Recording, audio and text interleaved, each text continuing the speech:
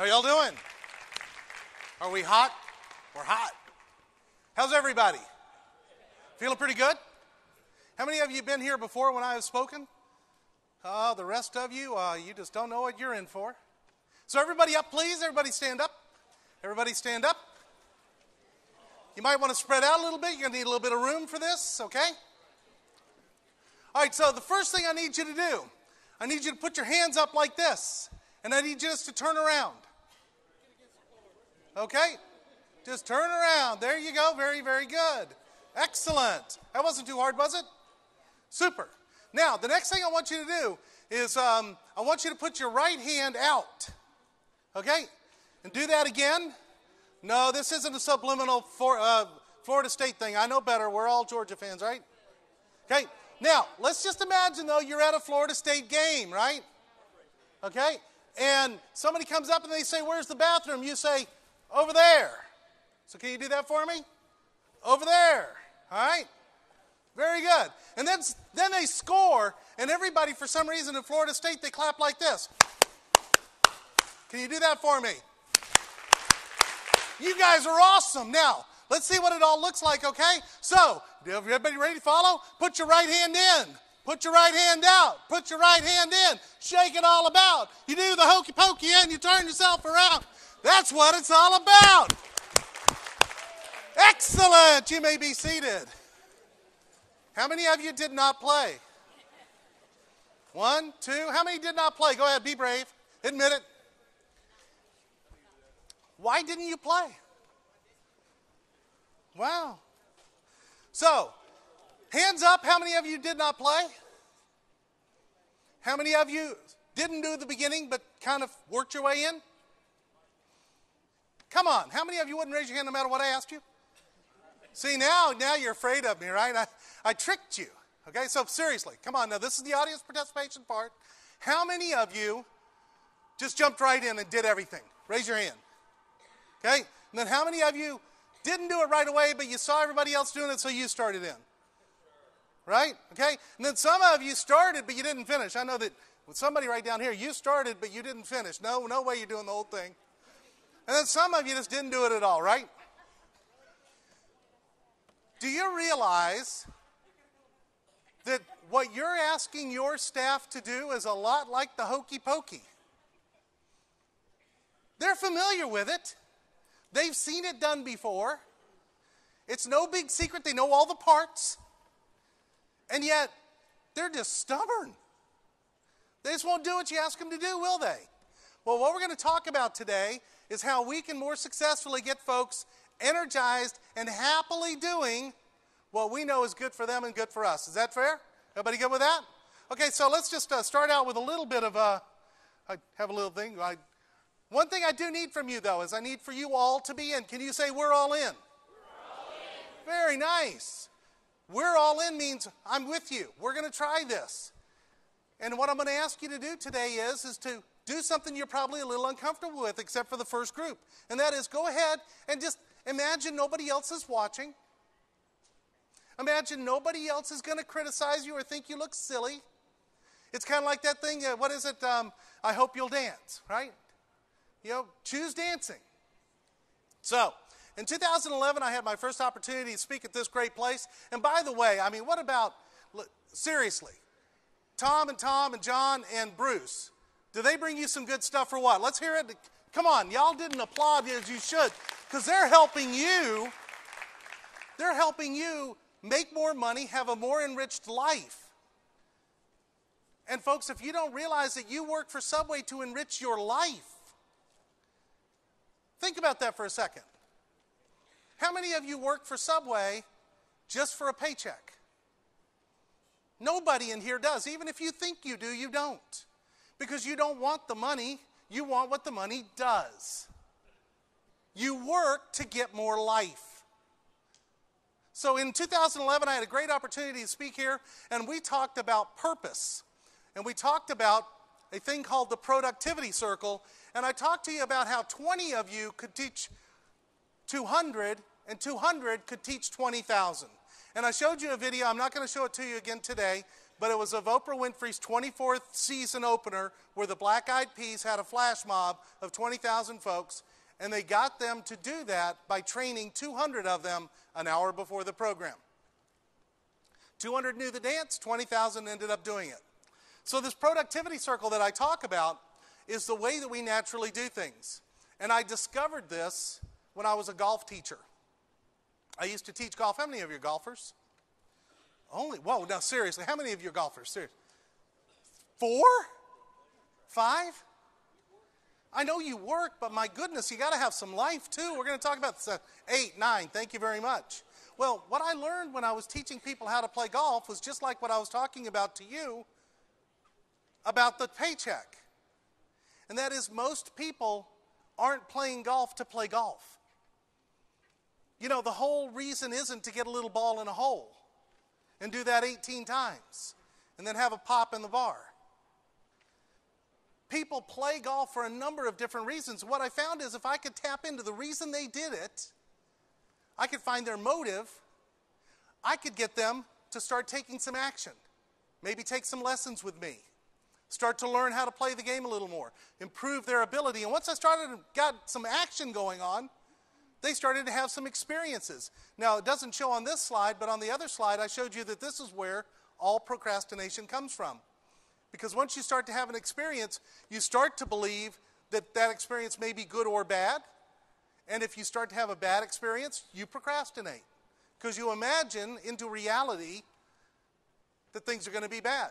And once you've had some experience and you get past that procrastination, you start to build some competence. You start to understand things. And the interesting thing about life is once we understand how to do something, we generally speaking enthusiastically do it.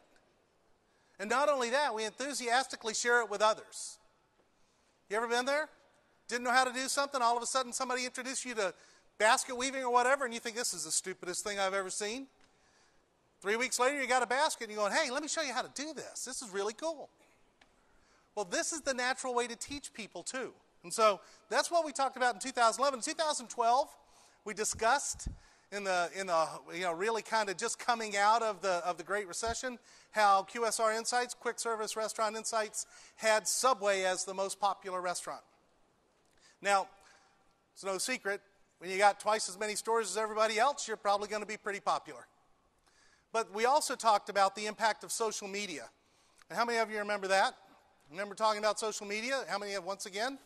Nobody. Okay, so I'll remind you. We talked about how social media can, in one fell swoop, change everything about your business. And we talked about, and I didn't bring it this time, but we showed you a video called United Breaks Guitars. Does anybody know about this video? United Breaks Guitars, very, very simple. I've learned a lesson. I'm never going to do the hokey pokey thing again. Nobody will raise their hand now. They're afraid I'm going to make them dance around. Anyway, United Breaks Guitars, a gentleman was on a United flight, and he saw down on the tarmac that they were throwing the luggage, and sure enough, one of those things they threw was his $3,000 guitar. And so he got back wherever he was landing, I think it was Chicago, and he went in and he complained and said, you broke my guitar, and they said, well, we've got to investigate it, and they dragged him all over the place. And finally he got pretty sick of it, and he wrote a song, because he's a guitarist, right, called United Breaks Guitars. And 12 million views later, United had lost 10% of their stock value. One man, one experience, 10% of the stock value of one of the major corporations in the United States. Now, the good news is, folks, Subway's privately held, right? But the bad news is that they can ruin your restaurant in your town with just the same impact. That quickly. The rules have completely changed. You have got to be on top of things. And we also talked about the 5 Ps for enthusiastic followers. Those 5 Ps are purpose. People need to have a reason for what they're doing. We talked about that in 2011. If you can tap into that reason, you can motivate them. We talked about pride. People have a natural need to accomplish things. It's in our DNA to do things.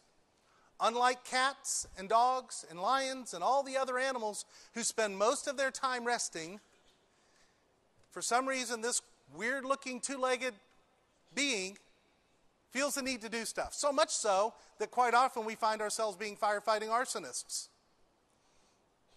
Any of you a firefighting arsonist? Create a problem to solve? How many of you have to-do lists? Come on now, so that's something to be proud of. You have a to-do list, right? How many of you that have to-do lists write down what you're going to do just before you do it so you can mark it off? Better yet, how many of you write down what you just did so you can mark it off? Right? We want to accomplish things. We talked about partnership. We need each other. Human beings cannot function on their own. They have to be together. No man is an island. These kind of things don't get said over and over and become part of our lexicon because they're not true. We talked about predictability. Your staff needs to know what's going to happen. This is probably the number one most challenging thing for you managers. And the reason I say that is because this is a dynamic organization that is often moving and changing and things. You know, we just heard about all the different windows, and I guess that's the terminology of the specials you're going to have. And you're going to have these folks on top of that, and they need to be able to predict what will happen. The secret shopper comes in, they need to be able to predict what will happen. You need to go back and tell them, hey, listen, I'm going to train you to the test. Here's the test. When people walk in within 3 seconds, what do we have to do? And what else do we have to do? Have to eye contact and smile. It's not just welcome to Subway. I hate to tell you. We had Subway yesterday. Welcome to Subway. Could barely hear it over the Bane. So there's some work to do. They need to know what to expect. And then finally, passion. I was talking with some young ladies over here from White County and Stevens County, and the passion that they feel for their customers, the passion they feel for making a sandwich. I've got to tell you, you don't really realize it, but you all love Subway. Sometimes you might think, yeah, right, I love Subway, all right. We all do that. Come on, there's a job factor. But every one of you in here is the CEO of your own personal services corporation. You sell your services to one company right now. If you have 2 jobs, you sell it to 2. Your services are for sale, and you choose to sell them to Subway because you care about Subway and about what it accomplishes for you in a number of different levels. So that's what we talked about in 2012. In 2013, we talked about environment and how environment is a reflection of the people in it. So if you have a dirty store, what does that tell you about your people? What does it tell you about your people?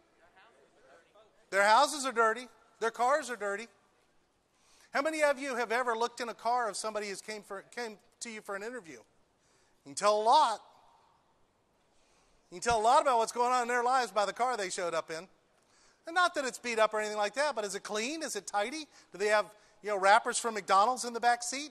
Fry containers? Environment's very, very important. We talked about broken windows theory, and how many of you know what the broken windows theory is? Don't worry, you don't have to raise your hand. I know you won't anyway, because I'm going to tell you. So the theory of broken windows is that they did a study, and they found that abandoned buildings with broken windows, if the windows weren't attended to, what happened? More windows got broken. Exactly.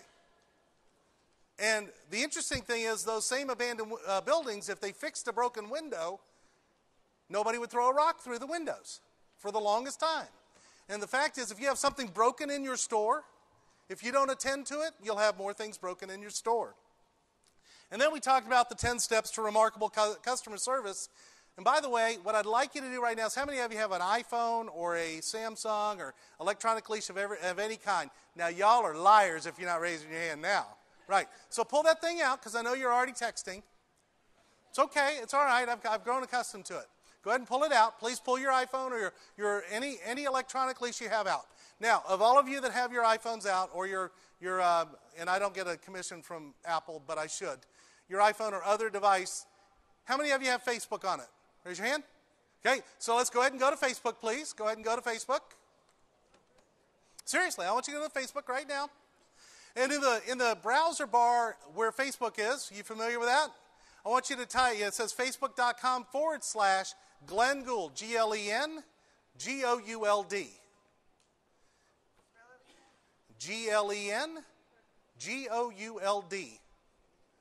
Just like that up there. No spaces. And what should pop up is my page. And on my page is this graphic. And if you'll just like that, I would really appreciate it, first of all. Second of all, you'll have access to it so that you can go back later on, because this is something we discussed last year. But what this acronym actually is I am service, or I'm service.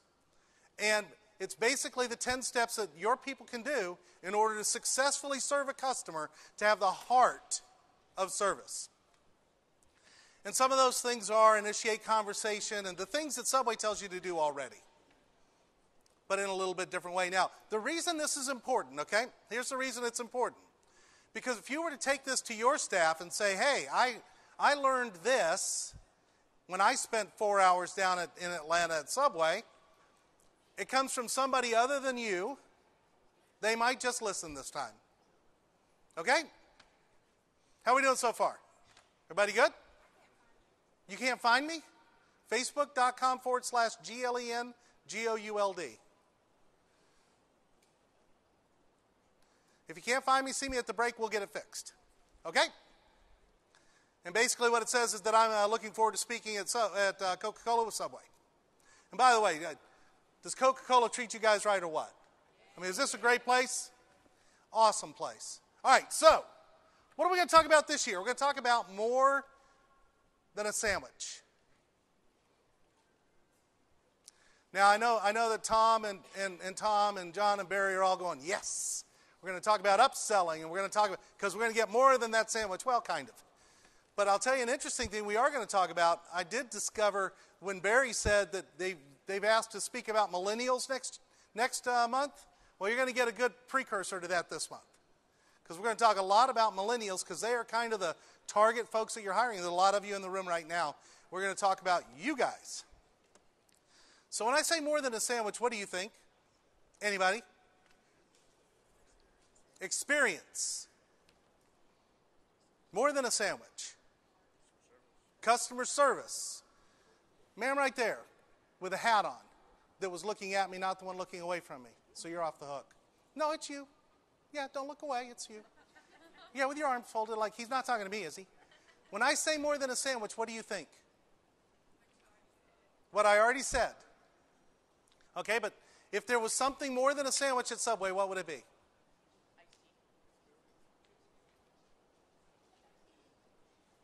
Anything. Is there a chair in Subway?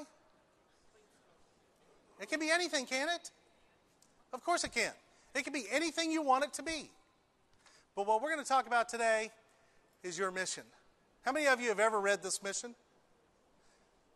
You know, most companies ask you to memorize it, to have it down by heart, to delight every customer, so that they want to tell their friends with great value through fresh, delicious, made-to-order sandwiches and an exceptional experience.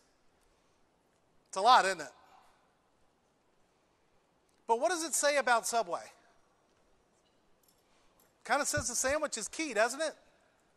They went to the trouble of saying that you wanted to have delicious, made-to-order sandwiches.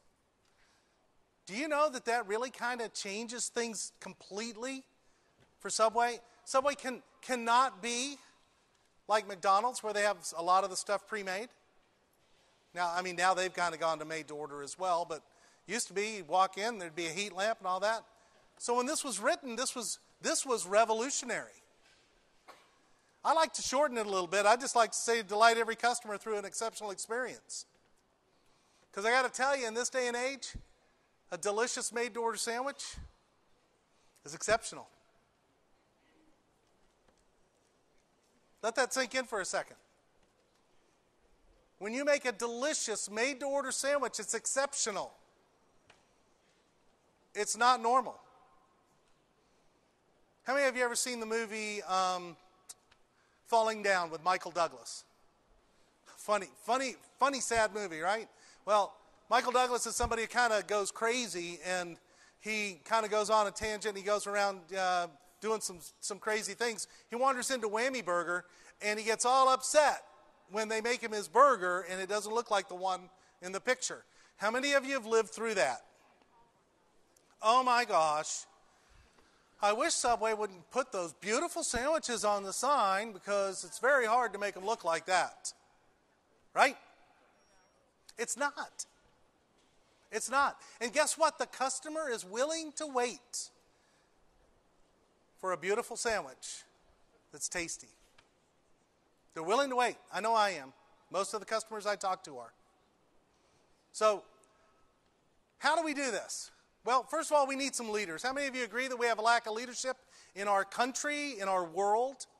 You turn on the television anywhere you go and you see leaders who have fallen from grace.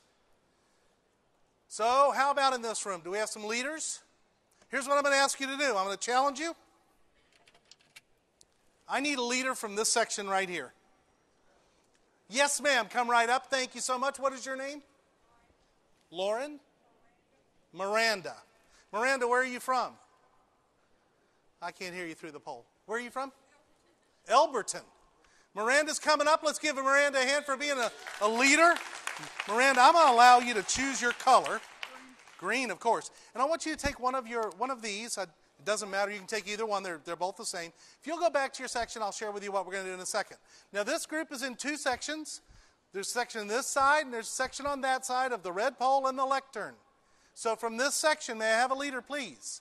Come right on up, ma'am. What's your name? Margie, and where are you from? I'm from Delaware, but I've been living in Atlanta for a long time. Oh, she's from Delaware, but she's been living in Atlanta a long time. What does that tell y'all about her? I moved here with $50 in a dream, and I have my Subway. Outstanding. Let's hear it. $50 in a dream. She has her Subway. You may choose your color. Thank you. Thank you. If you'll return. Now on this side, right. Come right on up, ma'am. And what is your name, please? What's your name, please? Kelly. Kelly, and where are you from? Commerce. Commerce, Georgia. Would you take a... Thank you. And would you choose one of these? Thank you very much. Let's give a hand to Kelly. And then finally in this section here, a leader. Yes, sir. Please come on up. What is your name, sir? John Adams. And where are you from, sir? Boston. Really? You don't work in Atlanta? No, I'm from Atlanta. Okay. Originally from there. Good to see you. You get down to black or blue. And if you'll take that back. Okay, so great. So we have our four leaders. Let's see, we have John, Mary, Steve, and see, I got a great memory for names. It's just really short. Don't y'all too? Miranda, right? Miranda's here. Miranda's over here. I'm sorry. I should have stayed with you. Margie's here. Kelly is here. John's over here, right? So here's what we're going to do. I'm going to tell you a quick story. And then we're going to gather around our four leaders in the sections you're in. So you might have to turn your chairs around. You might have to move around a little bit. You might even have to get up and move. It'll be okay. I promise. But we're going to go through a little exercise, and we're going to get some value out of this. So, this weekend, what'd you guys do? Dragon Con. Who else did Dragon Con? We got to talk at the break. That's cool. What'd you guys do? Worked, right? Well, my family and I went to the Balloon Festival in Callaway Gardens. Anybody ever been? This is a picture that I took with my iPhone. So I can tell you right now, iPhones are awesome. I'm working on that deal with Apple, but they'll never come through. But they do a thing at night where they light up the balloons. It's very, very cool. The middle one, unfortunately, I was down on the beach, but the middle one's a clown. And I got to tell you, he's kind of spooky. I'm glad I don't have it, because if any of you are afraid of clowns, it would freak you out. So we got down there about 4 o'clock in the afternoon. Okay? And we found a place to sit, and we watched them do the tethered balloon rides for about 10 minutes. And it was kind of like, well, now what are we going to do? We didn't bring our bathing suits. We didn't really plan this very well. What are we going to do? Well, around 5 o'clock, I said, hey, why don't we go get something to eat? Now, this is not a Subway story, okay? Just going to tell you that right now. This is not a Subway story. So we decided to go get something to eat, and in deference to the facility, I'm not going to say the name of the country kitchen we ate at.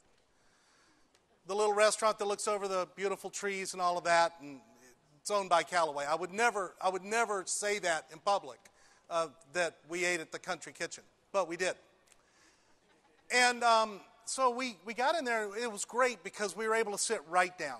It was just perfect timing, right? And we even got a window seat. And it's beautiful. It's a little hot, so we lowered the shades a little bit. They let us do that. I mean, the only bad thing is I've got two little babies sitting next to me. So, it might be a long dinner, right? Because if they start screaming. But, hey, I had kids and still do, and grateful for them, and it's okay. So we sit down at 5 o'clock. And actually, the wait person comes right over, and she takes our order right away for drinks. I'm not there because I'm checking the car one more time. And so when I come back, she takes my drink order right away. I asked for unsweet tea. She wanted to know if I wanted lemon. And I said yes. And back came tea with lemon. And what happened? Took a sip and it's sweet tea. What did I say? Excuse me, I asked for unsweet tea. She said, no problem. I gave the sweet tea to my son who drinks sweet tea, and away we go.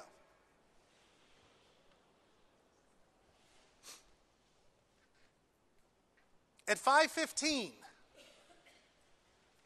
I turn around in my chair because I haven't seen my wait person since 5 o'clock. Our drinks are empty. Our bread basket's empty. She comes out and says, did you need something?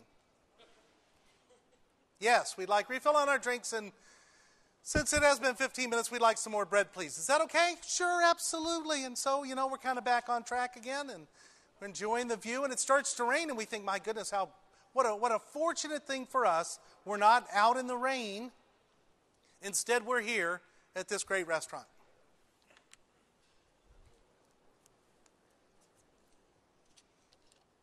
5:35.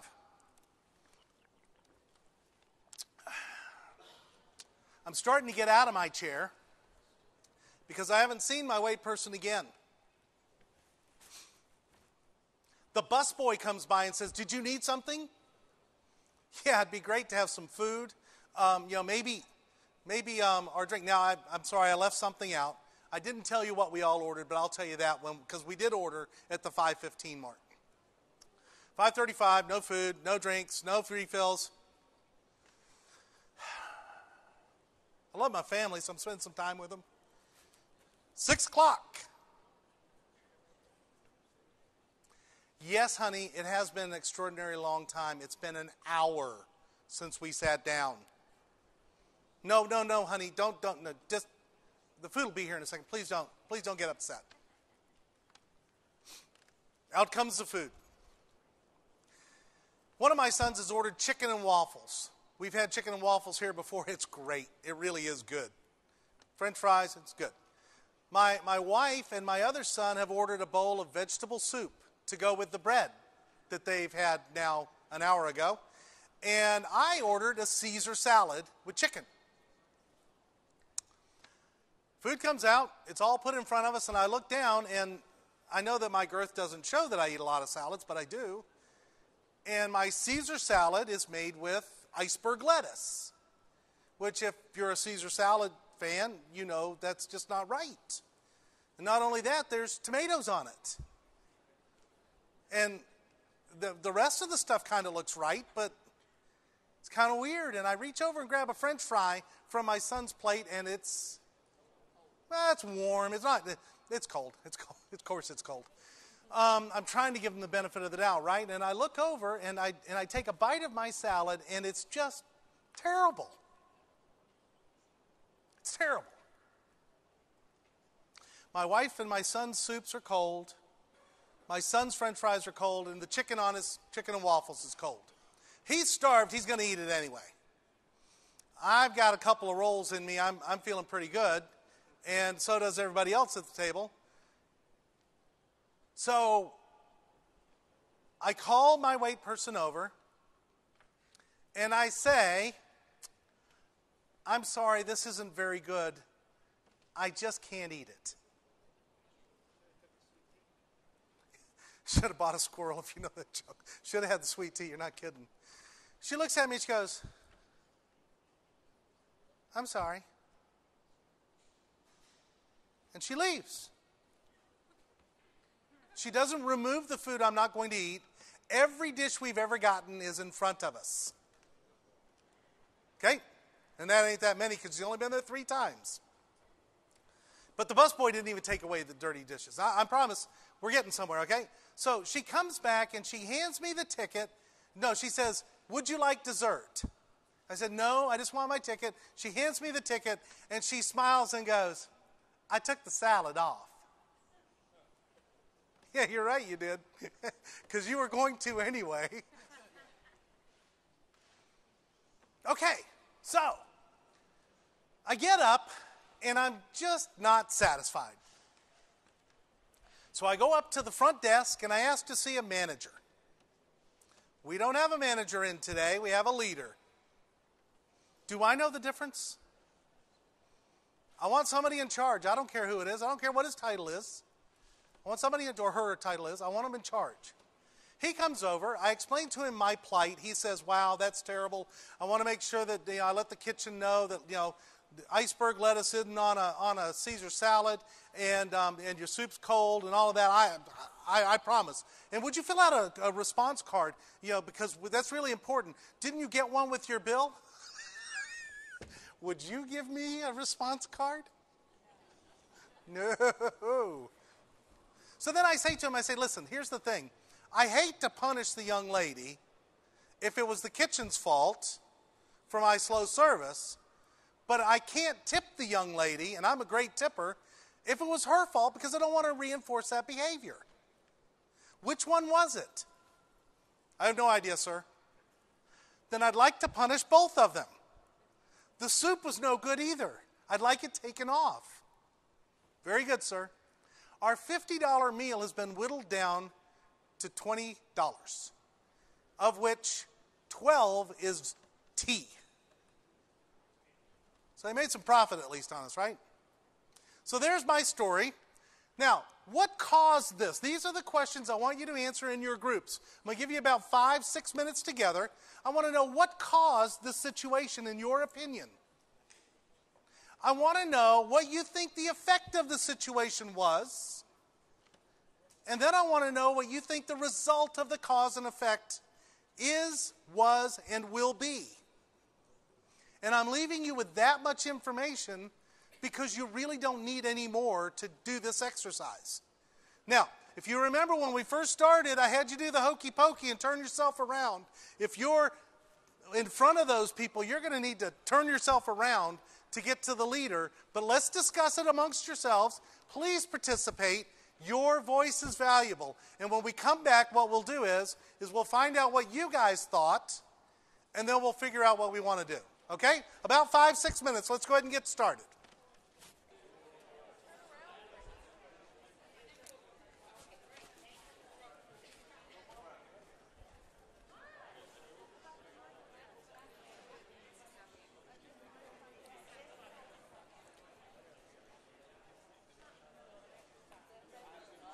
Okay. Now, this is the risk you run when you allow people to get up and move around. You lose a lot of them, right? But that's okay, because they're going to come and go, and we're going to get done what we want to get done today. So we have 4 sheets out there with the cause and effect.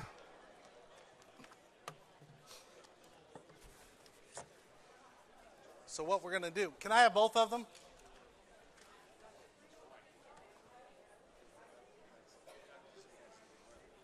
Okay, great.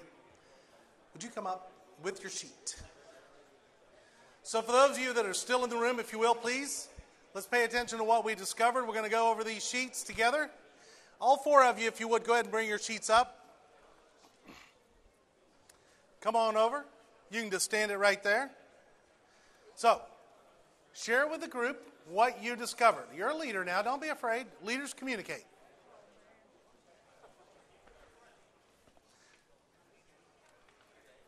Tell them who you are again. Where? Who? Miranda. From? You got to speak right into that microphone. You got to speak loud. That mic is hot, right? He says it's hot. Let's try it again. Miranda from Elberton. Let's listen up to Miranda for her group. What did we discover? Bad communication, possibly poor attitude from the customer. Okay, y'all hear that? Bad communication, possibly a bad attitude from the customer. What else? Loss of sales. Okay, is that the effect? A tiny loss of sales. Oh no, they lost sales. Okay, so she's right there. And what was the result of the cause and effect? Losing customers and a loss of a tip. Who agrees with her? Yeah, absolutely. Let's give her a hand. Remind them who you are, where you're from. Oh, you can hang on to it. We're going to do some more. My name is Margie Lynn. I'm from Delaware. I've been living in Atlanta for 19 years. Margie, we got to get you to claim Atlanta first. From Atlanta. I used now. Okay, our group, what caused this, we said that employees don't care. Those employees are all employees. The employees At at that restaurant. that restaurant don't care. Yes. Okay? And what was the effect? We said dissatisfied customers. That's what our group said. Okay? And the next, what was the result of the cause and effect? We said the reputation of the restaurant, word of mouth, which you complain, look how many people know now. Now how many of you agree with that? Over 150 or so people, or maybe even 200, have now got, who may not have ever been there, now have a bad experience. Exactly. Which resulted in no tip, like the young lady said, and bad customer service, something you really don't want to have ever at your business. Thank you very much. Let's give her a hand. Remind them who you are, where you're from. My name is Haley. I'm from Commerce. What causes is our group come up with lack of leadership, lack of communication, lack of training, and lack of passion for their job. What was the effect? Our group came up with that the guests suffered poor service and we wasted food. They're not going to eat, obviously. Very good, very good. Number 3, what was the result of the cause and effect? Multitudes have heard of this bad experience, just like he told you guys. Loss of business and loss of revenue. Excellent. Thank you very much. John, remind me who you are and where you're from. John Evans in Marietta, Georgia. There you go. What caused this was the lack of training, knowledge, and communication.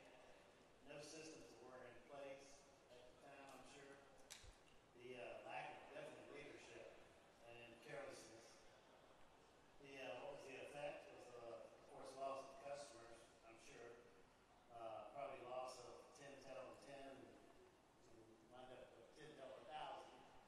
And then the social media, I'm sure, got a hold of this one, which is loss of sales and food costs.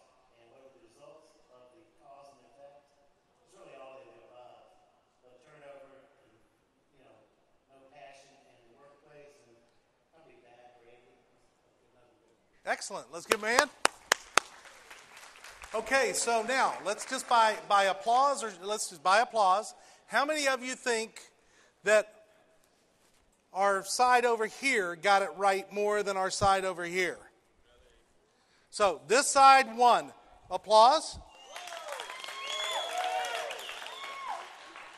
This side won. Applause.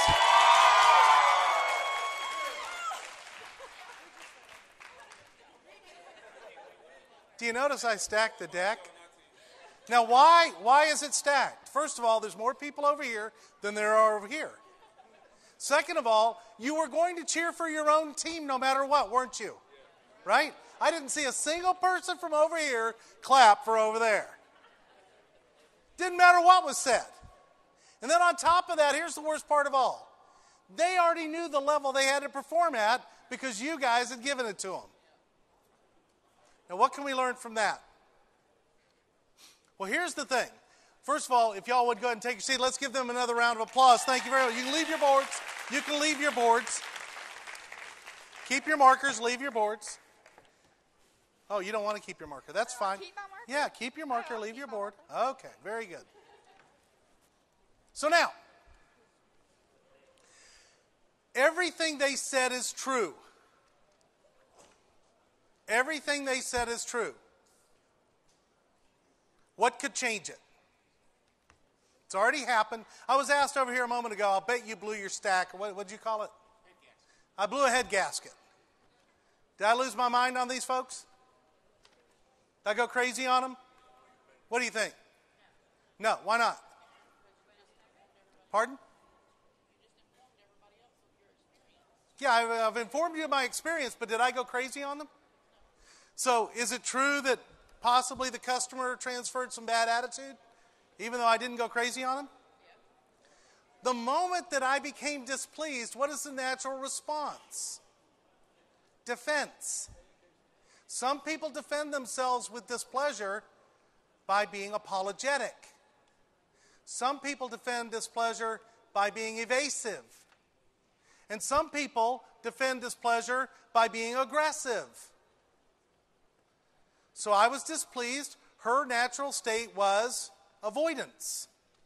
If I just hide in the back, I won't have to deal with him. But then when I got to the leader, his natural response was apology.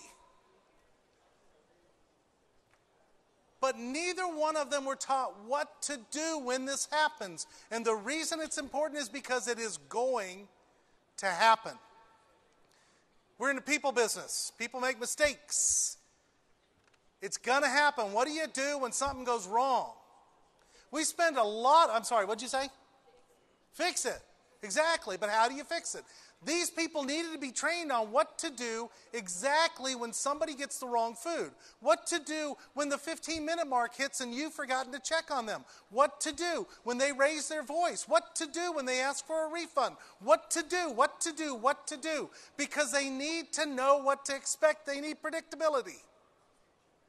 We spend a lot of time teaching people what to do on the positive side. We spend very little time teaching people what to do when things go wrong. And yet crisis management tells us that that's when we can shine the most. I had a slide last year that showed that the likelihood of loyalty is tenfold when a problem is resolved. So it's a powerful experience for you to know. So one of the things that I think you guys probably see from time to time, if you're kind of looking around, if you're paying attention at your... Well, look, I'm just going to go ahead and say it. One of my pastor friends told me that a lot of times when you're trying to get people to confess things that are going on in their life, maybe it's not them, maybe it's their uncle.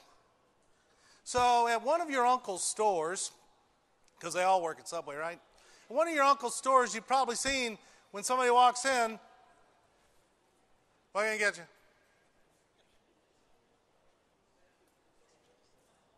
What can I get you?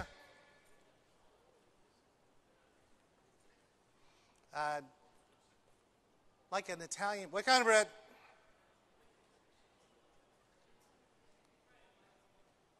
Oh, you want a footlong? Cheese? You want it toasted? You have any idea how loud these things are back here? You know, if you hadn't interrupted my day, I'd be listening to my iPod. Because I sure as heck ain't cleaning this place. They don't pay me enough for that. The bathroom. I got to share y'all a story about a bathroom. This isn't a part of the program, but I used to own a company that cleaned retail store floors, in particular Kmart. It's a big job. And one of the things we were responsible for is the bathrooms. And we had a lot of folks who were from Senegal and Ivory Coast working for us. And we had this store down in Stockbridge with a female manager, and she called me one day and she said, look, we got to talk about my store. I said, well, I was just in there. It's beautiful. She said, yeah, but the ladies' bathroom hadn't been touched since you put that guy Sheck Lowe in here. I said, well, gosh, he's been in there like 3 months. Yeah, and the bathroom looks like it. Come down and take a look. So we walk down I drive down to Stockbridge, take a look at the bathroom. Sure enough, it's nasty. And so I talked to my employee, Sheck, and I said, Sheck, everything looks great. Why aren't you cleaning the ladies' bathroom? Sir, you do not understand where I come from. I am the son of a king. I cannot touch things from a lady. Now that was a first. I got a prince working for me. I said, do what? Yes, it is true. I'm the son of a king. I cannot touch things from a lady. Unfortunately, the store manager was listening. She goes, well, here you're a janitor and you're going to touch things from a lady or you're gone.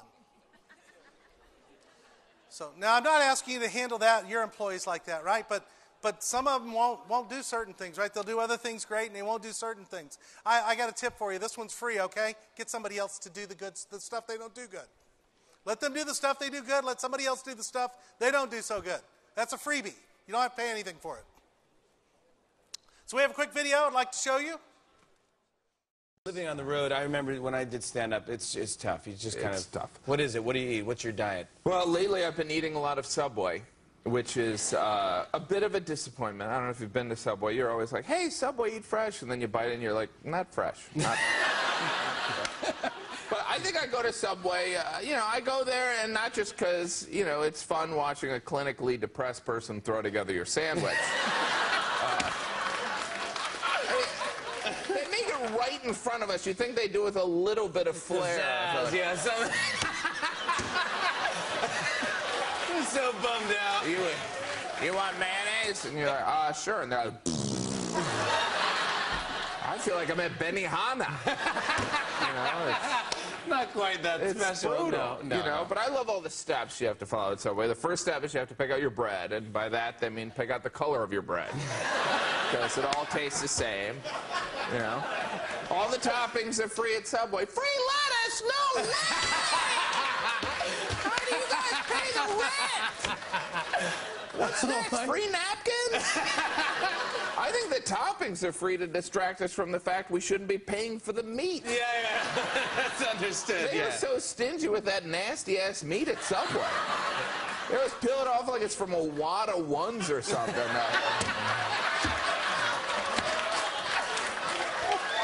There's 3 slices of ham. Get yourself something nice, all right? Oh, my gosh. It was really fun sitting here watching you guys because, I could tell who the managers are and who the owners are because it's kind of like, can I laugh? You're afraid to laugh in front of the boss, right? Sounds like we got a little work to do, don't we? So here's what we're going to do. We're going to start to address some of this. Now, like in the previous where we did a little bit of exercise, you have to understand the backstory before you can start to address some of the problems that we're having. Now, first of all, I want you to understand that video clip right there from the Jimmy Fallon show, I know they were at your uncle's store. They weren't at yours. I'm sure of it. But in case by some chance something like that ever happens to you, or maybe if you're talking to your uncle, you could share some of this stuff with them that we're going to work on here. So, who's in control of the customer experience at your facility?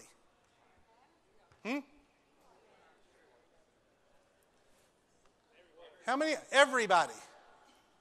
Everybody. Who's everybody? The whole team is responsible for the customer experience.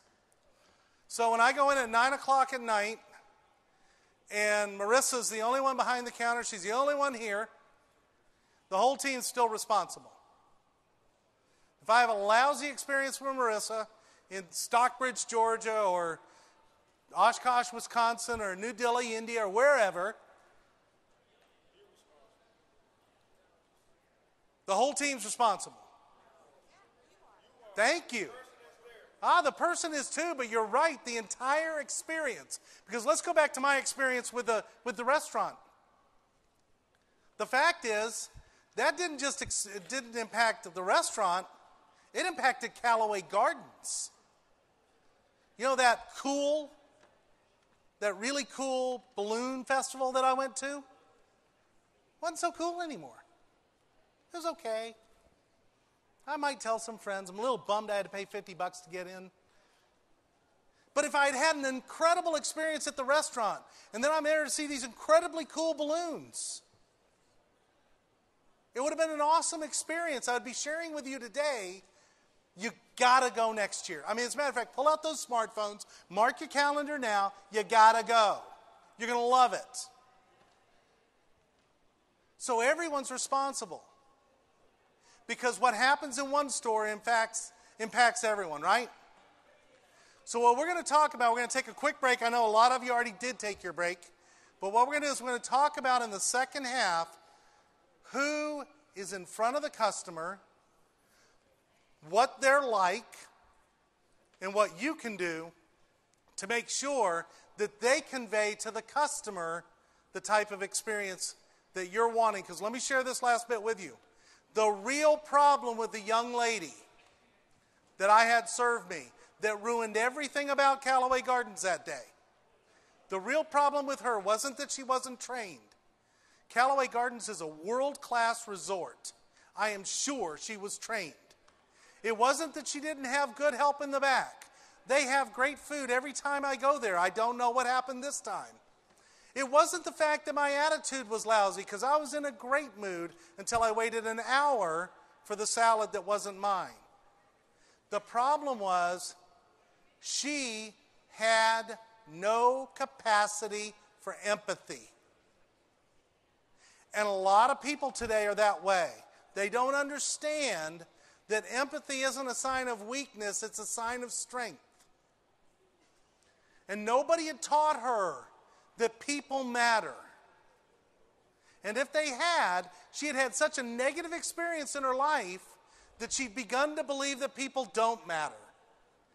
And do people matter in your business? Absolutely they do. And what we're going to do is we're going to learn how to teach our people to care. And in doing so, we're going to demonstrate we do. So let's take a 10-minute break. I have right now exactly 4 o'clock. Is that what you guys have?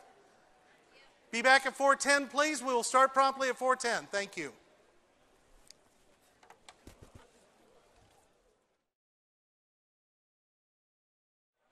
Okay. We're going to go ahead and get back started.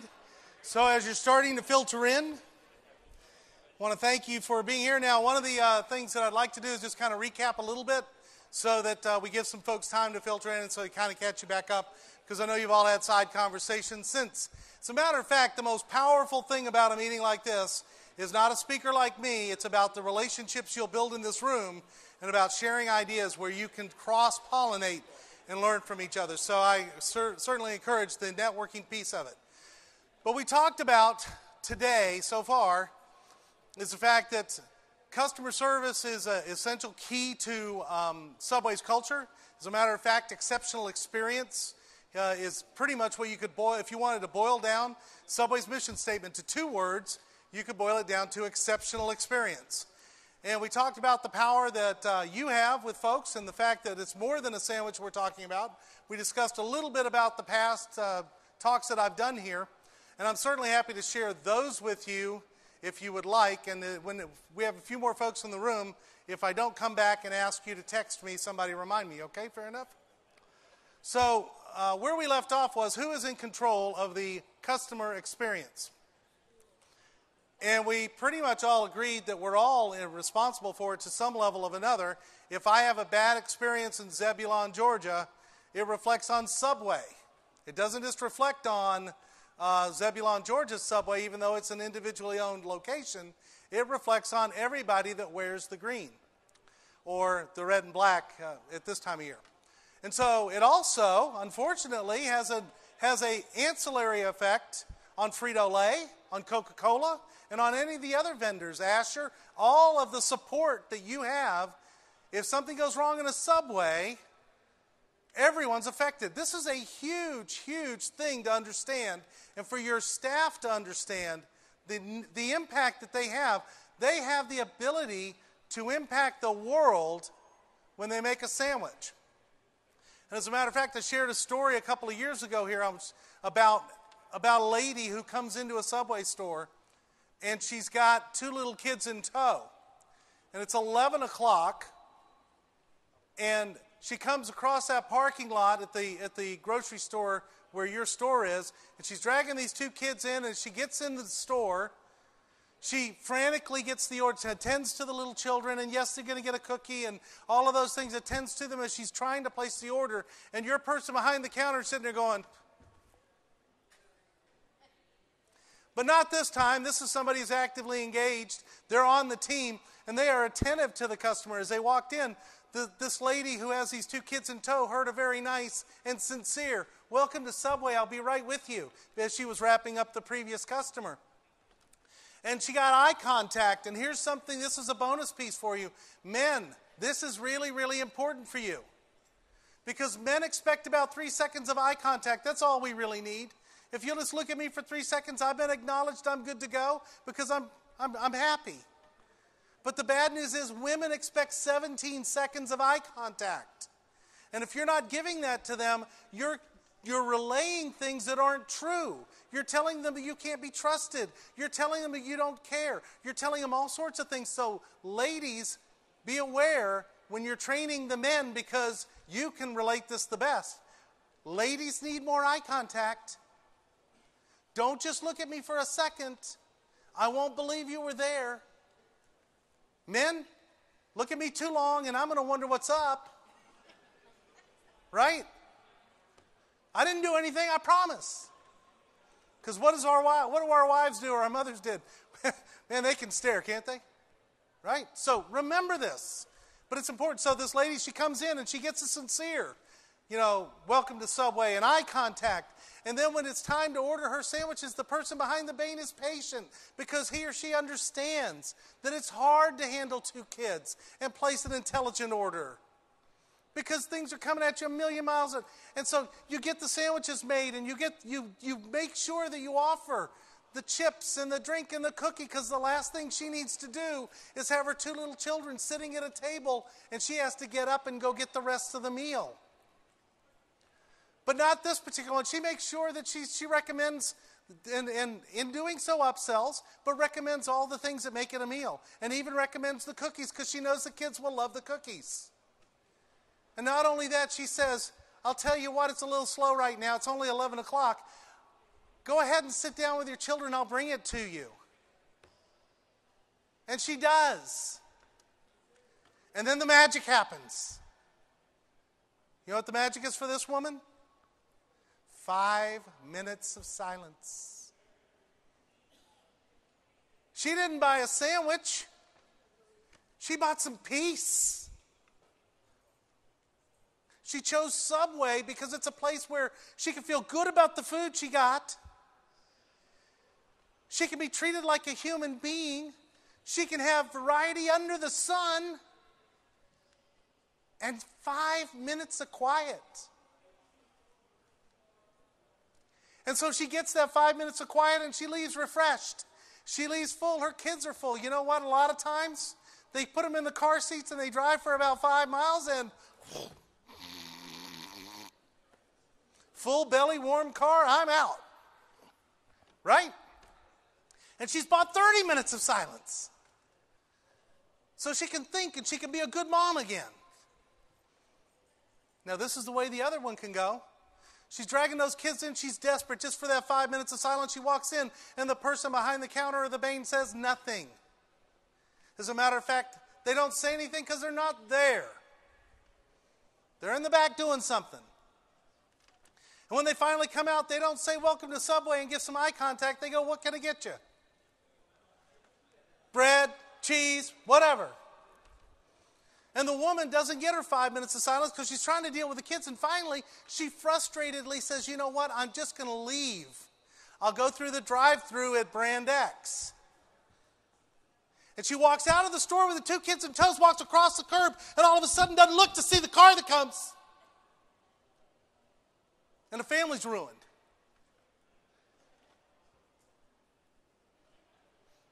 The little baby girl's killed. The boy, he makes it. But he's messed up for life. Mom and Dad get divorced. Because some joker behind a bane couldn't be nice enough to say, welcome to Subway. How may I help you? How can I serve you? Can it happen? I'll bet it has. I'll bet somewhere, somebody, for some fast food company, frustrated a parent enough to where they walked out and didn't look and see the car and the little girl is dead. It's more than a sandwich. So this is why it's so important for you to understand that you've got to get through to these folks. This is our society you're talking about, not a Subway sandwich. Subway sandwich is a part of it. It's a very important part of it. It's an important part of so many people's lives. Do you know how many people, we were talking over here, my group's moved. We were talking about how we know our customer. We know their names. We know what they're going to order before they order because they're there that often. And they mean that much to us. Do you know how much people depend on that predictability in a chaotic world like we live? So now what are we going to tell these folks that we realize, and I got to tell you, the young lady that served me at Callaway Gardens, she was a millennial. That's who you're hiring right now, isn't it? Generation Y, millennial, whatever you want to call them. A lot of them. And we know some things about these folks. So let's talk about some of the things we know about them, okay? Let's first of all realize, and this is a study that was done by Princeton University. It's a paper called Princeton One White Paper. They were born in the late 70s to the early 90s. Millennials have an incredibly strong self-esteem. Unbelievable. Probably the strongest of any group that we've ever seen in the Americas. And the reason they do is because so many of their parents fawned all over them and told them that they were incredible and they won trophies when they didn't win, and everything that we've done, right? They've gotten praise after praise after praise. They are sure they're great. They believe that anything is possible. When you come in dead last and don't win a single game and you win a trophy this tall, you believe anything's possible. I got a little story about my sons. We used to take them down to this golf tournament in Naples, Florida. They're 5 years old. They play 4 holes. The 4 holes they play are from the middle of the fairway, so they're not out there all day, right? Nobody keeps score, and everybody gets a trophy this tall, taller than the kid. And they beam with pride. Can I throw that trophy away? Absolutely not. Got pictures of it, right? What did they do to win a trophy? They showed up. And this is what you're dealing with. You're dealing with people who think they can show up and get a trophy. They're extremely technically savvy. There was a study done, and we found that millennials believe that technology is as important as air. I kid you not. They believe it's just as important to have technology as it is to have air. Now, what does that tell you about these folks?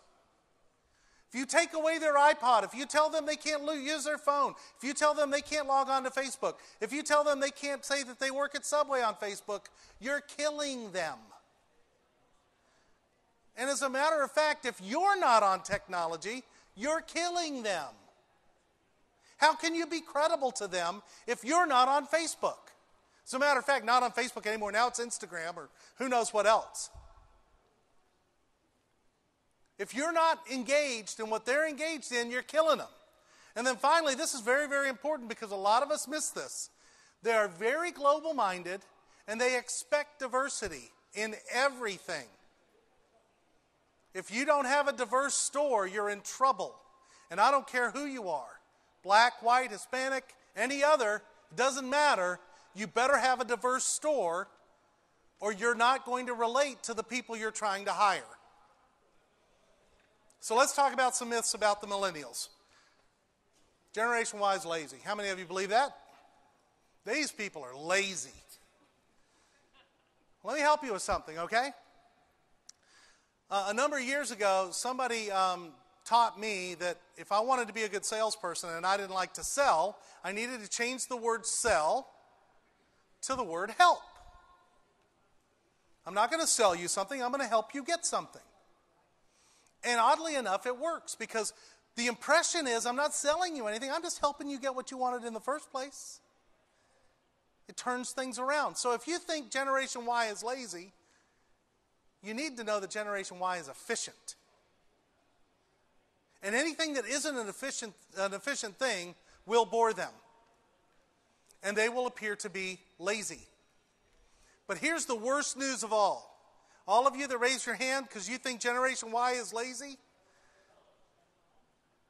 listen to this story. Man's walking down the beach. Couple walks up to him and says, "Hey, this is a really great place. I'm thinking about moving here. What are the people like?" And the man says, "Well, what are the people like where you're from?" "Oh, gosh, they're so rude. I mean, they're just, everybody's out for themselves and rude and just rough." And the guy says, "Well, people here are a lot like that too." A couple of days later, he's walking down the beach. Another couple walks up and says, "Hey, this is a great place you got here. We're thinking about moving here. What are the people like?" And he says, "Well, what are the people like where you're from?" And they say, "Well, they're really nice. I mean, they're so loving and caring, and everybody looks out for each other." He goes, "I think you'll find them that way here too. If you expect your people to be lazy, they will be. By 6 o'clock, I was expecting my food to be wrong. And it sure was. If it wasn't wrong, it would have been. I'd have found something wrong to complain about. Right? So remember, when you want to think they're lazy, you've probably bored them. You're probably not giving them enough to engage them. They're very, very efficient. Very efficient. How many of you believe that they require instant gratification? Gratification got lost there. Generation Y wants it now. Watch them play those video games, right? Beat that one. My son, I've got a son who plays video games. He's amazing. Unbelievable. Buy him a new game. Well, he didn't buy him a new game. He buys his own games now. He goes and buys a game. 2 hours later, he's wandering around looking for something to do. Well, what's wrong with the new game, son? "Oh, I beat it." What are you, savant? Game savant. These people are so intense. They don't want instant gratification. They just want speed. Move fast and break something. Get it on. So if you're walking in and it's, "Hey, how's it going? Had a long night last night. You guys fixed the sandwiches. Okay, I'm going to sit in the back." They're expecting speed. They're expecting action. They want things to happen. So don't think that they want instant gratification. That's not the fact. They just want fast. And fast isn't fast enough. They want faster. Generation Y is disloyal. All right, come on, now be honest. How many of you really do believe that? Come on. I know you've already seen the pattern that I'm going to disprove it, right? You can't keep them. They jump from job to job to job.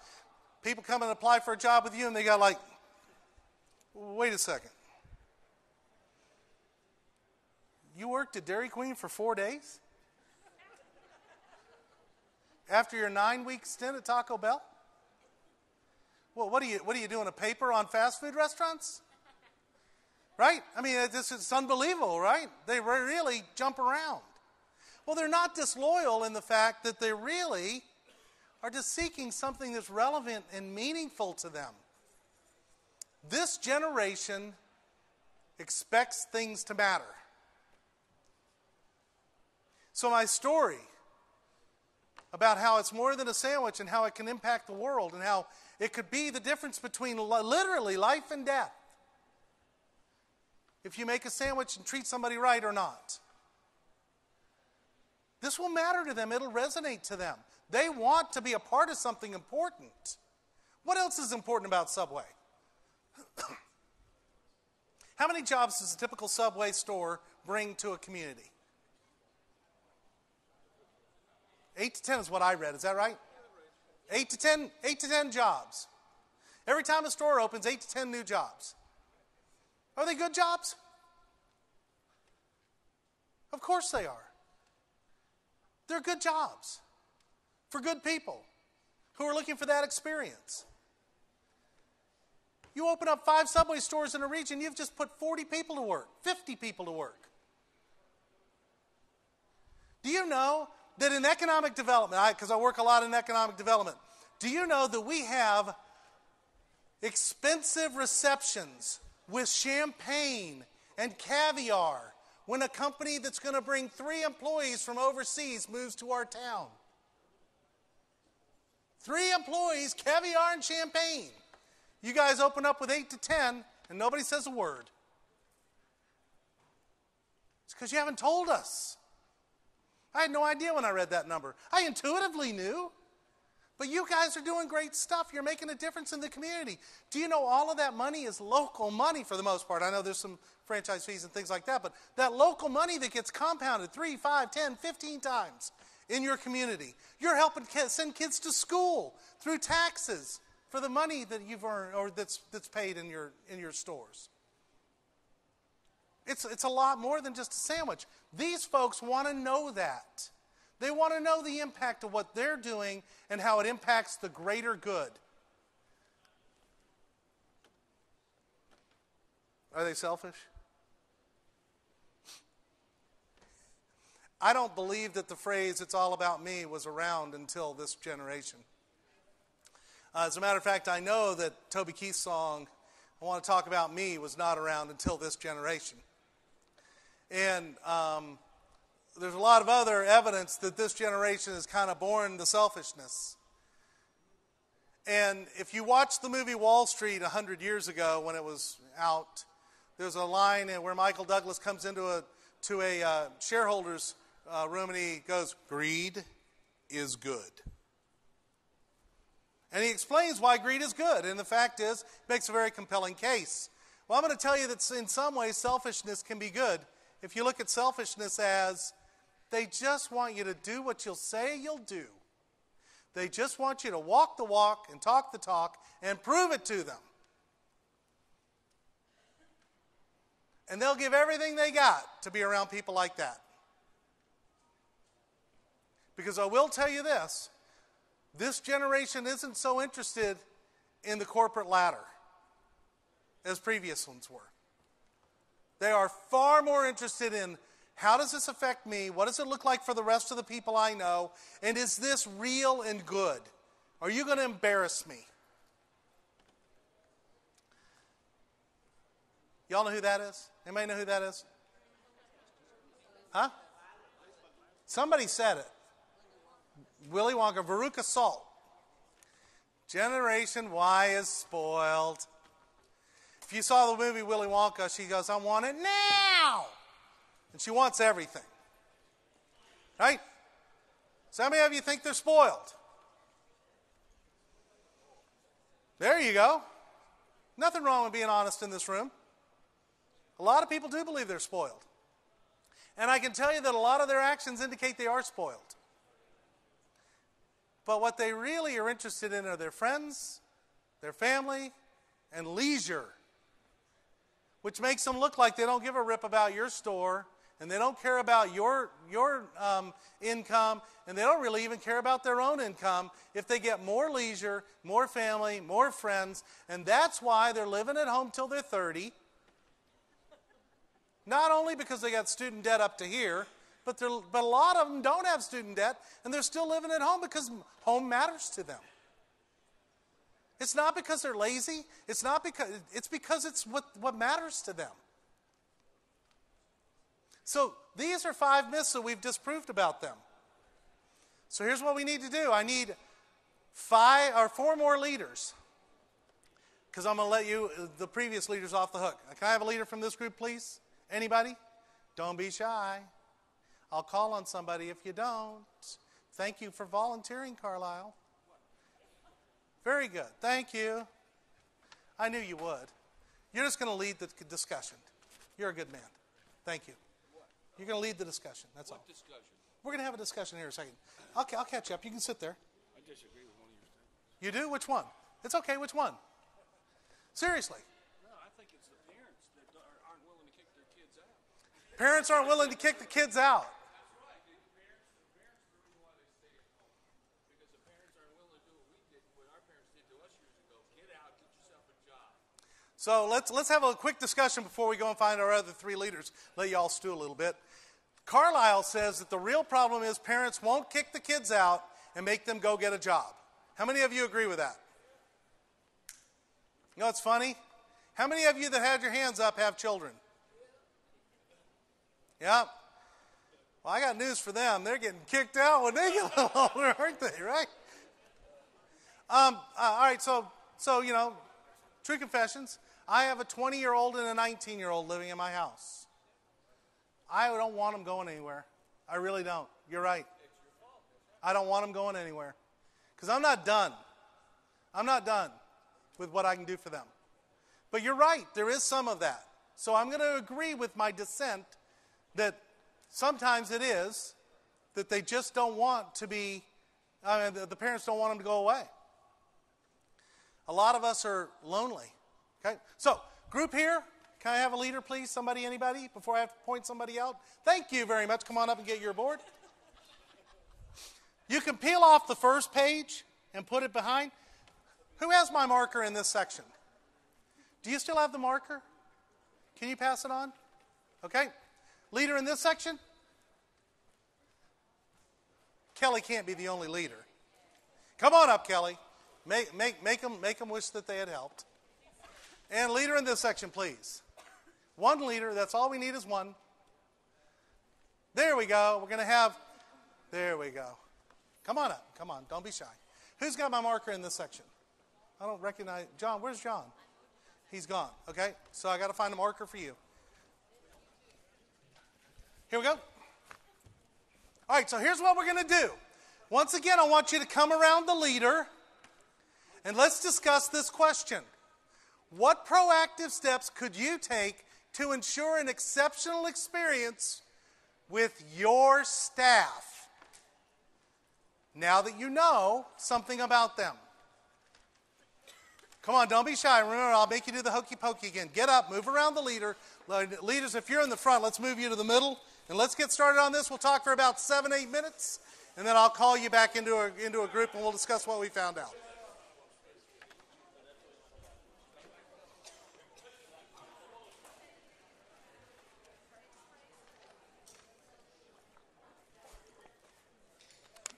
All right, if you were a leader, if you would please come on up with your board.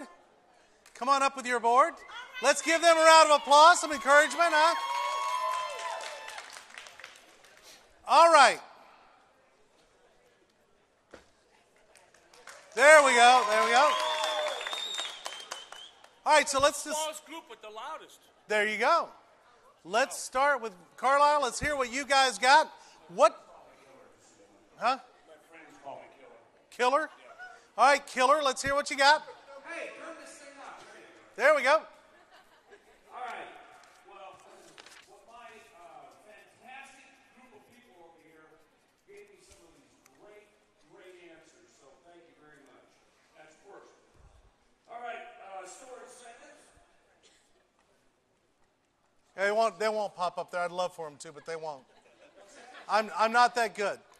I'm working on technology. They won't pop up there. Oh. All right. So what we think the storage sentence would be. Carlisle speaks. We know what it's like to work for him, don't we? So, if you have storage centers, people are going to work hard for you. Lead by example. You always want to lead by example. It always seems to work. We said also that you reinforce positive action. And also you need to have updated technology, as we know about. Updated technology. You all have to put your pins down and keep putting these in. He's going, hey, that's a good one. I'm going to add it to my list. So, again, the technology, a very important part for those millennials. And reward for hard work. In other words, when somebody does something, good, make sure that they know it. That's very important. Create a family atmosphere, something that you want to work in.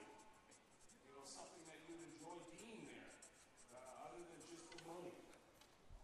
Make it a great atmosphere, great leadership. And then get rid of the losers. Always make sure to get rid of the losers. That's always the hardest thing to do, right? So anyway, that's where we're at. Yeah, let's hear it for Carlisle's head. Y'all can clap too.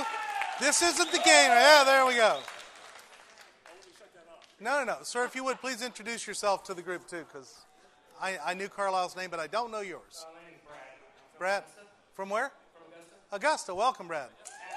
Yeah! I think he was looking at ours, by the way. I'm sure he was. Lead by example, with some reward as well. Demonstrate, show people how things should be done with a positive attitude.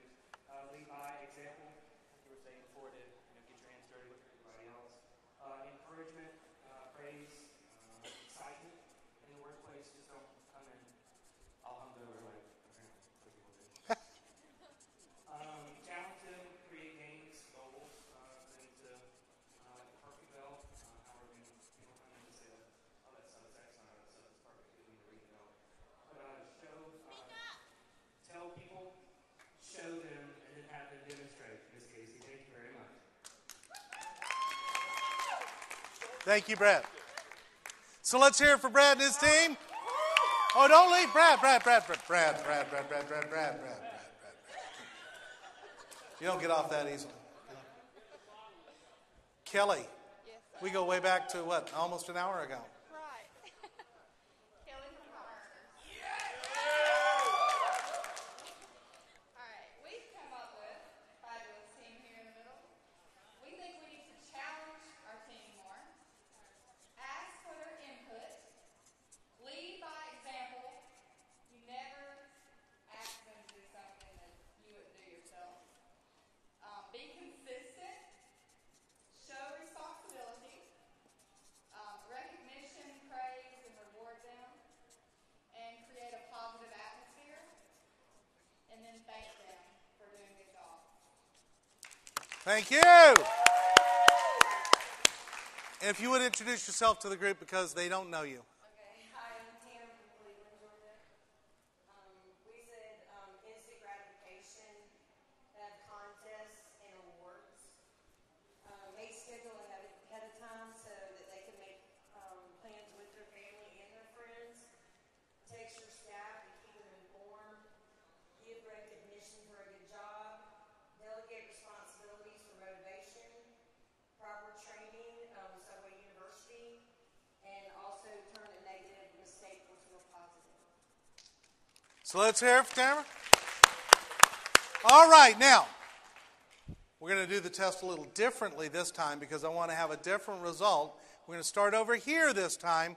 Now, if you think your team did better than her team, Kelly, I got some bad news for you. Look how many people are in your crowd.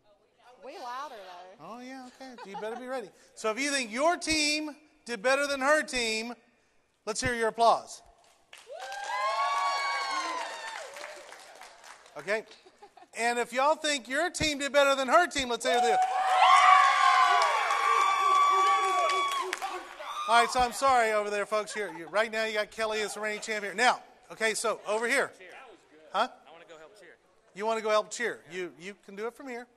So now, if you believe your team with Brad did better than Carlisle's team, let's hear it.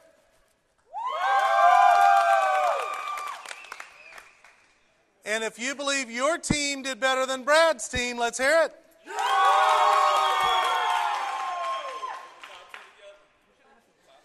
Which one won? Oh, no, hold on. Between those two. That one over there. There's two guys. Which guy? Which Carlos? Carlisle. I'm sorry, Brad, you've been defeated. But that's okay. It was a valiant effort. So now, everybody together, Carlisle's team.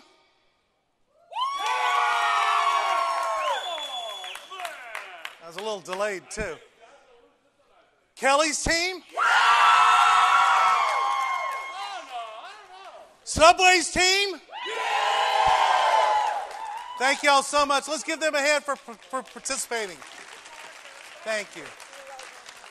That was awesome. You guys are great. So now listen. Did you get a lot of good stuff there? How many of you have one of those electronic leashes called a phone? If you would, please pull it out right now because I'm going to give you a gift. Pull out your phone, please. Right up here on either screen, you'll see a phone number, 404-216-8881. How many of you do not know how to text? Lean over to somebody younger than you, they'll show you. If you will text to me, LIST, L-I-S-T. What I will do is I'll collate all of these lists. I'll also send you the presentation that we've done, and there's still more to come. I'll send you everything that we've done today. If you'll just text me, 404-216-8881, LIST in the subject line, I'll send you everything from this, okay? If you don't have a phone and you do have a pen, write down my email address, which is Glenn, G-L-E-N, at glenngould.net. And if you email me, I'll send it to you. And then finally, if you think that I could have a positive impact on your team, if you just email me or text me and say, hey, I'd like to talk to you about possibly coming to my group, I'll be happy to do that as well. And I promise we'll make it economical for you so that you can win and so that your team can win as well. Fair enough? So the number won't go away. It's on every one of the slides. If you haven't already texted me, you can do it a little bit later on. But there's your opportunity to get all the information that we've talked about today. Good deal? Okay. So I'm going to give you some things that you could do that may or may not have been discussed here, and I'm going to give you some techniques, okay? These are going to be some action steps that you can take away so that you can successfully work with the people in your store, whether they're millennials or not. Although a lot of it does have to do with them. So let's get started. Effective communication. This has been something we've talked about a little bit today, a number of different times. In a communication, who's responsible for the communication? Pardon? You are? Okay. So if you say something, and let's just say, you say to me, how are you doing? Would you play along? You say to me? Huh. Welcome to Subway. Ha! Are you really responsible for the communication? Huh. Have a good day. Come back and see us. Right. Not in this lifetime. And here's the thing. You're right. You are responsible for the communication. How many of you believe it's 50-50? Right? Somebody has to start it, so maybe it's 51-49. I'll tell you what it is. It's 100-100. You are responsible for what you say to people, the way you say it, and the way they interpret it. And they are responsible for what they hear and what they interpret and what they're willing to accept from you. But there are some techniques that you can use to make sure that the message you get across is what you want to get across. Number one, most important, there's no sense in talking to someone who isn't listening. The people behind the Bain, you know what their number one complaint's going to be about the Welcome to Subway thing? They aren't listening anyway. That's what they're going to tell you. Those people walk in the door, they don't look at me when I say welcome to Subway. They got a million other things on their mind. So what? We can't be responsible for what they're thinking, but we can sure influence it. And we can make them know they're welcome. But somebody has to be listening in order to speak. Right? You have to be in tune with what's going on with them. If they're frustrated and you, welcome to Subway, you might just irritate them even more. But it does need to be, welcome to Subway. And it needs to be a sincere, I've looked you in the eye. If it's anything short of that, it's just going to irritate me more. Right? And no. Welcome to Subway won't work. Will it? Welcome to Subway won't work. Welcome to Subway won't work. Welcome to Subway won't work. Will it? Welcome to Subway. You've got to be as excited about being there as they are being there too. Because they're about to get something good. Okay, so let's talk a little bit more about communication. Only about 36% of our communication is verbal. The rest of it is nonverbal. Duh. Aren't y'all glad you came for that today? That's a keeper.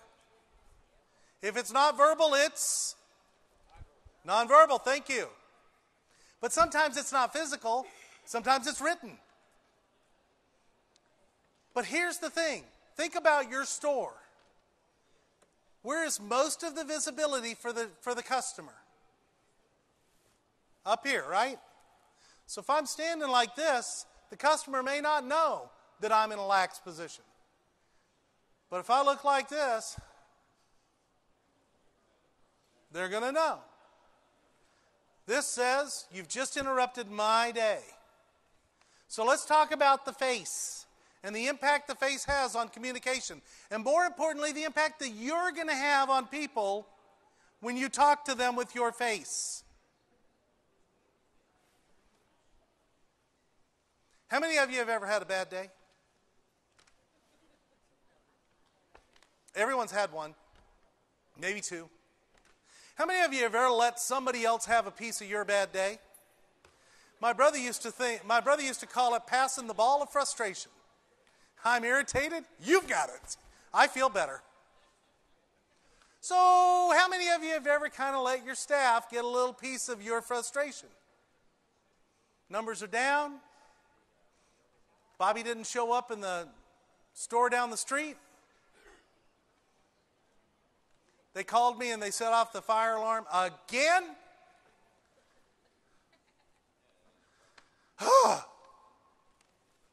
You must be a bunch of idiots. You ever done that? Let me help you with a little something. The moment you step in this presence of one of your employees, baby, it's showtime. I don't care what's going on, it's showtime. And if you decide to show your anger, you better have a purpose for it. If you ever vent your anger, it better be purposeful, with meaning, so that there's no misunderstanding. This particular thing that happened where you were is what's caused this response. And anger is a useful tool when it's used correctly. But when it's used incorrectly, it is a very damaging weapon. So don't use anger unless you know exactly what you're doing with it. Going back to the face. Tell me what I'm thinking right now.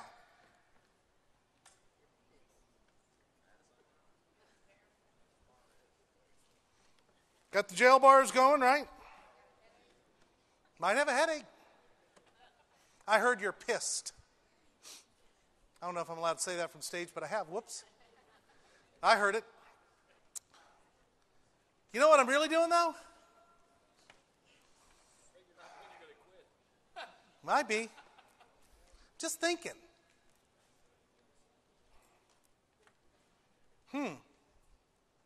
How are we going to get from 63% to 87% in add-on sales?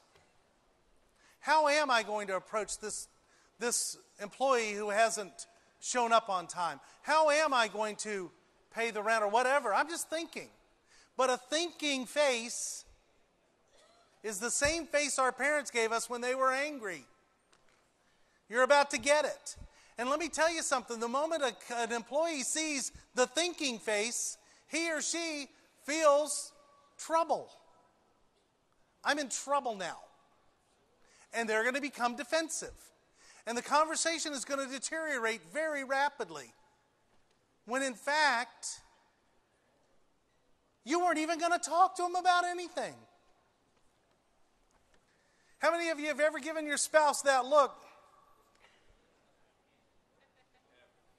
Yeah, you're a smart man. That's why she's still sitting next to you. Right? The fact is, you've got to be careful of the thinking face. And let me tell you something. Over the past 3 or 4 years, the thinking face has become more and more prevalent because we've been through some tough times. And we're thinking, what's going on here? How do I fix this? What do I need to do next? How am I going to win? All of those thoughts are in our head. Should I buy my lottery ticket at the Circle K or the racetrack? Just seeing if you're listening. But just as bad as the poker face.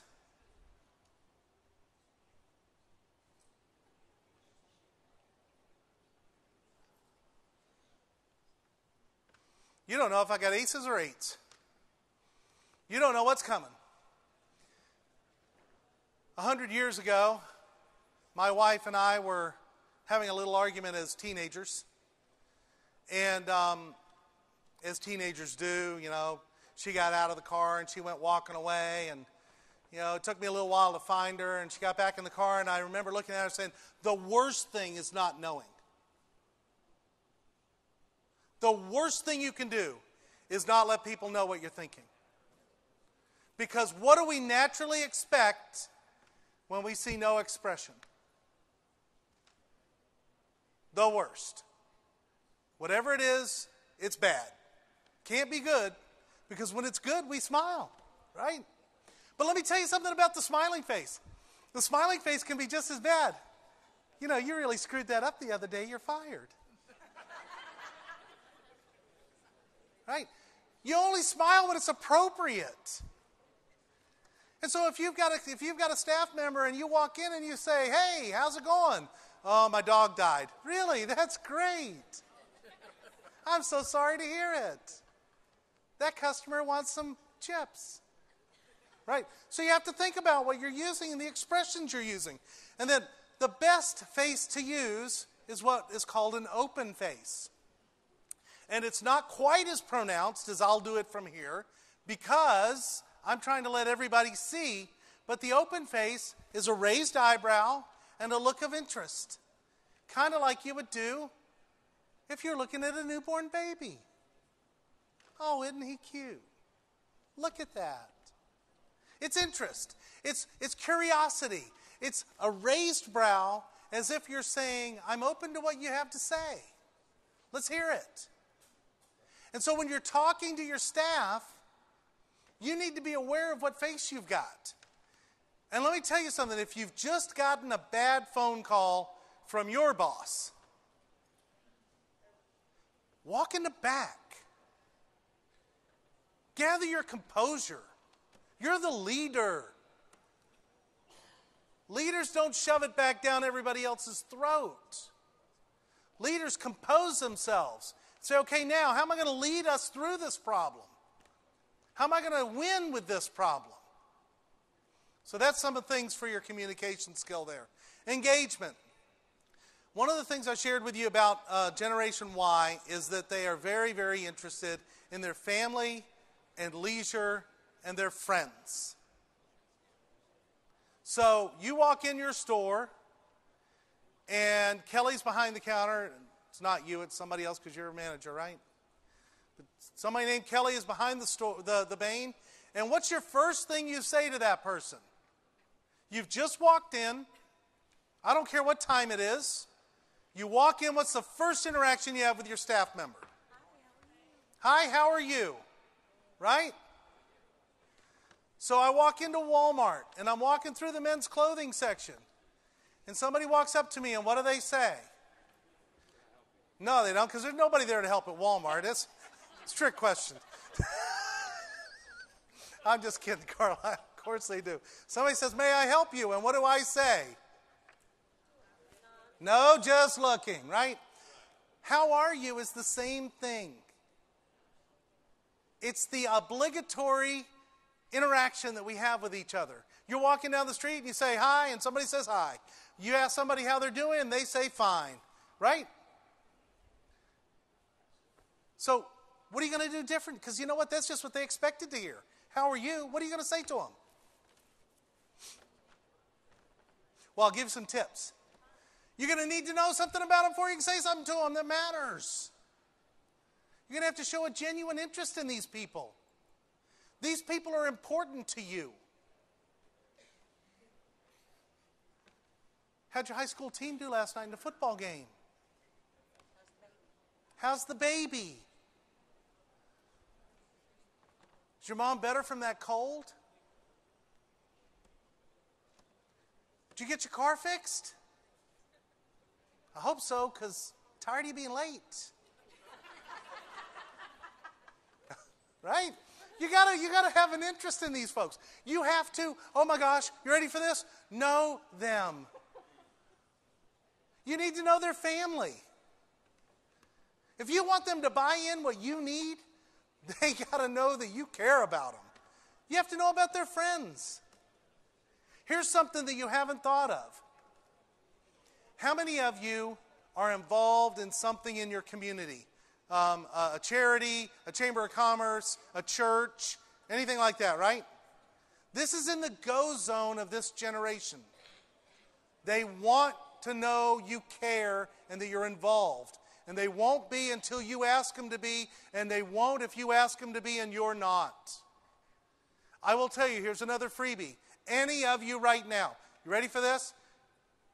Your Chamber of Commerce is a great place to get some business. Don't ask them to buy stuff from you. Ask them what meetings they're having that you can cater so that you can expose your great catering to all the business leaders in the community. Because they intuitively know Subway, but they don't think Subway when it comes to a small meeting that I need sandwiches. Great opportunity. Nobody is there, including your competitors. How do I know? I work with chambers of commerce across the country every single day. I work in a chamber of commerce, and I can tell you that 9 times out of 10, it's Chick-fil-A, because Chick-fil-A is right up the road, because the girl behind the counter likes Chick-fil-A. Or it's, oh gosh, I forgot Joe Crane owns a couple Subways. Let's call Subway. But it's always a second thought because we just don't see enough of you. We see a lot of Joe, but that's just, I know I can make that example of him and he won't mind. But the fact is that it's a great opportunity for you. Small meetings, and the deal is not the meeting where you get a tray or two sold. It's the impact that you have and those business leaders that go, gosh, and I didn't even think about Subway for our meeting that we have when we have staff meeting, and the compound effect is great. The other thing that's nice about it is it gets you involved in the community. And then finally, you have to be interested in their leisure activities. On Monday, every Monday, you should ask, what did you do this weekend? I know they worked. What else did you do this weekend? It should be a question that is just as common as how are you? But you ask how are you, they say fine, and neither is true. You weren't interested, and they're not fine. Here's a good one for you when we were talking about what you can do to proactively. How many of you have this question in your interview? What does exceptional customer service look like to you? If you don't, you should.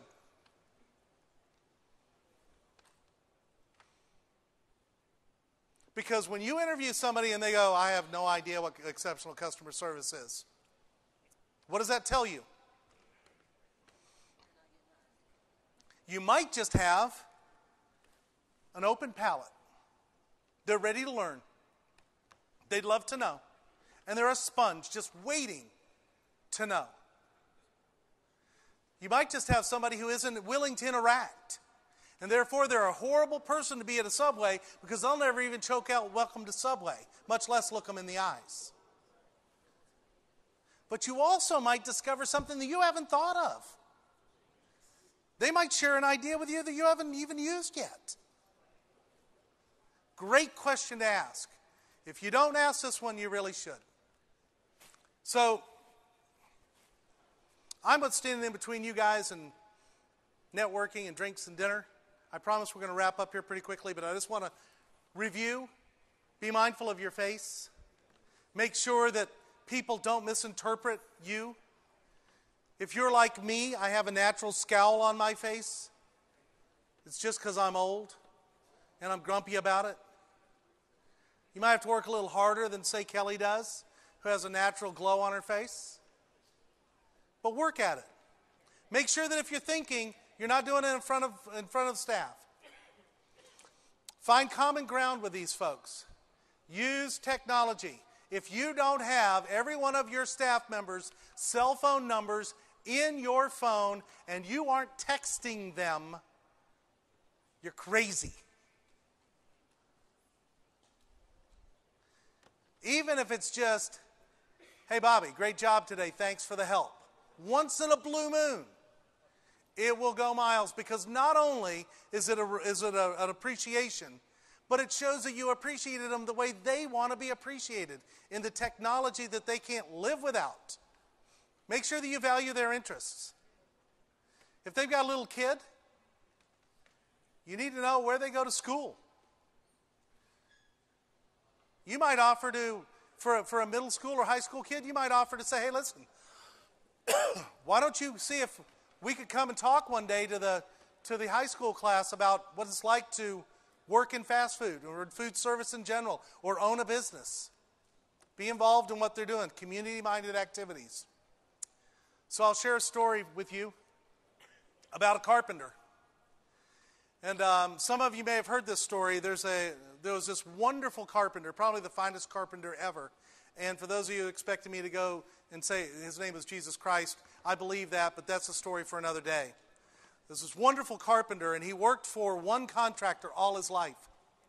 And he built the finest homes, the best homes ever. He used the best materials. He was just meticulous with everything. Everything, the fit and finish was perfect. No finer home ever. When you went to do the punch list, there wasn't room on the page for the things that were done well, because there were so many that were done well. There was no room on the page for things that weren't. And so as he got older in life, as we all do, it got a little harder to work. And certainly a carpenter who is required a physical being, it got harder and harder. And one day he was talking with his wife, and they just agreed that he had worked his whole life. He had committed his life to this craft. And while he was proud of what he did and he enjoyed it, the time had come for him to move on to another part of his life.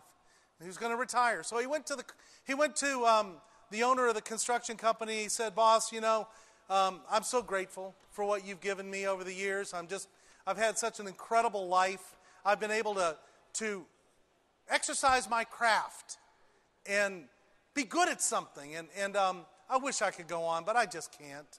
I'm so old, and the arthritis has got my hands, and I just can't perform at the level that I used to. I mean, I can, but I'm not going to for long, and I don't want to take the day where it might not work out. And the owner said, well, that's fine. If you wouldn't mind, would you build this one last house? I really need it built. Would you mind? And, of course, he had already promised his wife that he was going to retire. He wasn't going to work. But because the boss had been so good to him, he said, you know what, sure. So he built the house, and as he built the house, he kind of got a little bit antsy. He wanted to finish up, so he chose materials that weren't quite as good as always. And he didn't really check the fit and finish the way he had. And when he was done, the house just wasn't like the homes that he built, but it was still fine.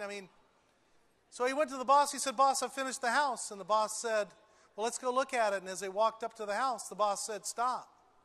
He reached in his pocket and he handed him his key. He said, I asked you to build the house for you. This is my gift to you. And all of a sudden it hit him. Oh my gosh. How I wish I had used the materials that I normally use.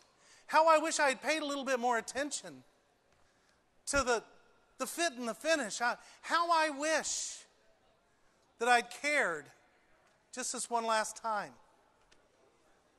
Of course, the moral of the story is that you are building your own house every day. The materials you're using, whether they're the finest or not right now, you can make them the finest. You can fix the materials you have. And what I mean by those materials are the people you work with. Let me tell you something. You have a world-class set of materials, from marketing to product, to distribution, to training. You've got world-class materials in Subway. That's why you're here. That's why the people in this room that own Subways own them, because they recognized value when they saw it, and they recognized the opportunity. And you've come along, if you're not, because you recognize the opportunity. And guess what? The people in your store that work for you, they're looking for that opportunity. They're hoping that you'll use them in the finest way. They're hoping that you'll build a house that you can be proud of. They're hoping that you will build as a master carpenter. So make sure when you hire for success. I know you got to fill the block. Believe me, I've lived there. I've lived where you got to have somebody in there. Oh my gosh, if I don't fill this job, Bobby's leaving next Tuesday and it's over. And I'm going to be working on the line making sandwiches. Don't make a long-term mistake for a short-term problem. Hire for success. Continually train your folks. And do it by leading by example. Somebody said here a minute ago, get dirty. Get in there with them. Show them. Show them that you would do whatever you're asking them to do. And show them why you would do it. Value their interests. Be interested in what they're interested in. So that they know that they should be interested in what you're in. It's the Christmas present law. If I give you something nice, you're going to feel like you owe me something nice. And then finally, walk the walk, talk the talk. Be who they expect you to believe. Don't forget that you're their leader. I hope this has been helpful today. I would really appreciate it if you would either link to me on LinkedIn. It's linkedin.com/Glenn Gould. Or like me on Facebook or be my friend on Facebook, Glenn Gould at Facebook at glenngould.com. I sure would love to work with you and your team. If there's some way I can do that, I do have a moment or two if anybody has any questions, but I won't hold the group. Thank you for your attention. Thank you for the opportunity. And let's go Subway, huh? Thank you.